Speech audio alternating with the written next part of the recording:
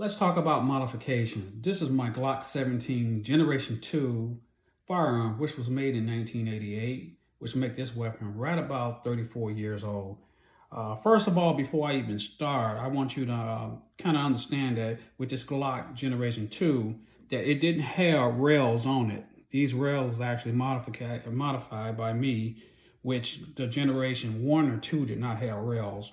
So moving into these modifications, I'm going to start off with the tie line hand grips, which is actually great for picking up, gripping, and drawing your firearm from the holster.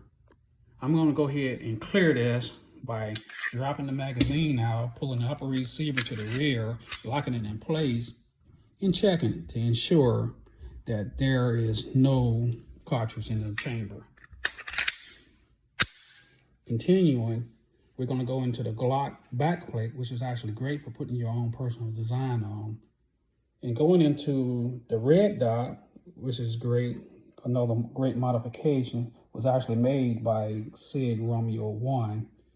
The suppressor sight are actually great for sighting in, because it's a must-have when you have a red dot. So you have your rear suppressor sight, and you have your front.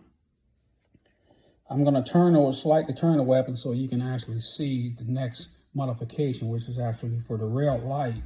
The rail light, again, as I said earlier, that the Glock 1 and the Glock 2 generation did not have rails on it to hold a light. So this is a great modification if you want to utilize lights. So the light system I have on here is the TLR1 string light. Now I'm going to go ahead and turn it over again, and I'm going to just take this off so you can actually see the rail system on here for the light, which actually I'm doing a modification now, taking this down so it can actually fit into my T-Series holster. Go ahead, snapping this back in. I'm going to go set it down, and that's pretty much cover my modifications.